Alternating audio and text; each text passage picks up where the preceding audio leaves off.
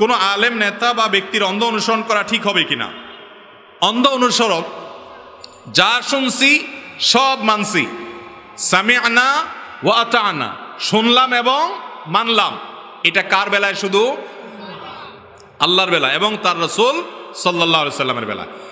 আল্লাহ রাসূল সাল্লাল্লাহু আলাইহি সাল্লাম ছাড়া আল্লাহর জমিনে অন্য কোনো মানুষ এমন নাই যার যা শুনবো সব অন্ধের মতো মানব।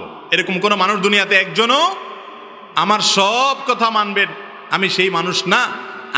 আমি বড় বড় ইমামরা পর্যন্ত তাদের নিজেদের ব্যাপারেও তারা জানিয়েছেন এবং তাদের শিষ্যরা যারা ছিলেন তারাও অন্ধের মতো তাদের অনুসরণ করেন নাই।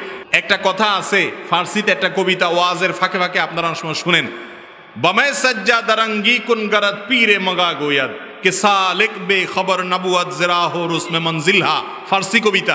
এটার অর্থ হলো, তোমাকে যদি পীরে মগা, কোনো এরকম পীর, যে পীর খুব অভিজ্ঞ, সে যদি বলে তোমার জায়নামাজে মদ দিয়া এটাকে মাখাও, তাহলে তুমি সেটা করো, কারণ মদ হালাল না হারাম তোমার চাইতে সে বেশি জানে।